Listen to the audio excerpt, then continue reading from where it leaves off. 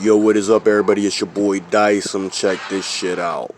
Oh, did I just swear in the first couple seconds? My bad. Godzilla is what we're talking about.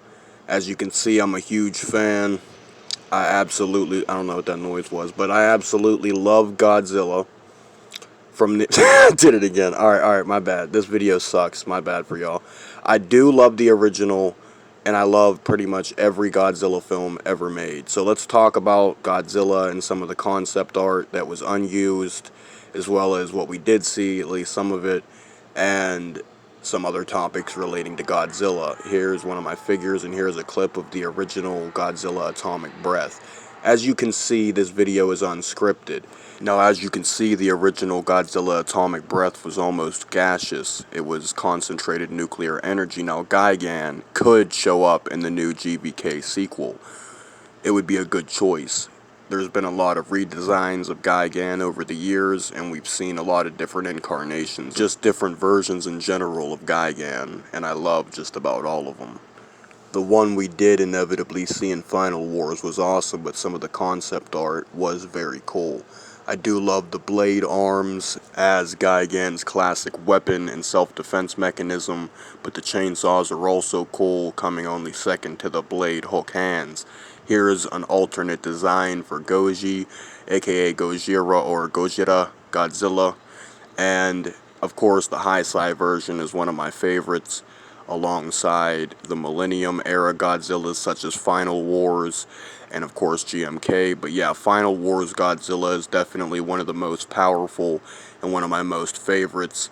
GMK may have been one of the smallest, but he was also very high powered, extremely powerful, well designed, well crafted, and thought out, and he was basically the incarnation of Dead Souls. The current American Godzilla does rely not on suitmation but on CGI, and I do find him to be one of the most expressive versions of Godzilla and one of my favorites. Now, one design we could have seen for the Millennium era is this design seen here, similar to the Final Wars Godzilla that we inevitably got, but it's more mutated looking, more in line with Shin Godzilla. You'll see some of these designs and their resemblances to things that came out later in the future. That's a theme, a running theme with the Goji movies. Sometimes unused concepts and ideas are worked in later on. I think Godzilla 2000 was a fairly solid Godzilla movie, while not the best, and it did have a good version of Godzilla, a cool, interesting new redesign. But some of the concepts we've seen for Legendary's Godzilla were very interesting. I like the previous one. This one, not so much. This one I do really like because it bears a resemblance to the more dino-like reptilian-inspired designs as well as what we finally got. I am a fan of the American design.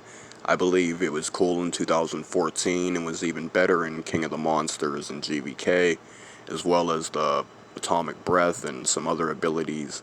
In the original film, it was very hot and able to melt metal, but it only got more powerful from there. This weapon was seen to evolve into a more beam-like weapon of concentrated energy and nuclear power, like in the Heisei films. Heisei Godzilla, or Heisei Godzilla, is in fact one of my favorite versions, and his design was one of my favorites, looking and behaving more animalistically.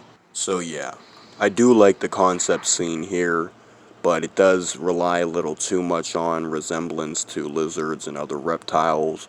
It is unique, better than this one, but this one still has some redeeming attributes. What we saw for Shin Godzilla in 2016 was very interesting. It was a mutated, more monstrous version of Gojira, and I absolutely loved it. The arms may have been similar to T-Rex arms, but that bite force was extremely powerful. Look at the maul with those huge teeth and the way that the jaw could separate. Chef's kiss.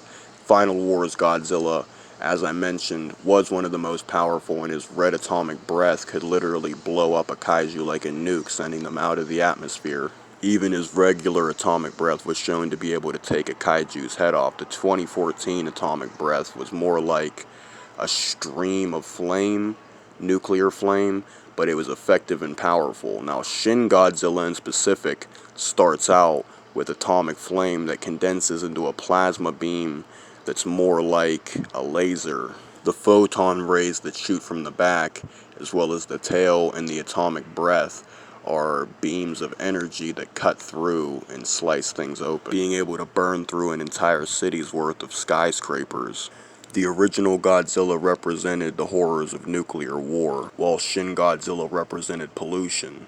His atomic breath was one of the most powerful, next to the newest version of Godzilla's atomic breath from Godzilla vs. Kong, which of course was able to burn through the Earth's core. Now we can't mention Godzilla without mentioning his most powerful version, the one from the anime, Godzilla Earth. His atomic breath was able to apparently take out entire cities with one blow. Now of course, this almost mythically powerful version of the atomic breath is beyond OP, although King Ghidorah in specific was able to, at least for some time, hold up some kind of shield against it.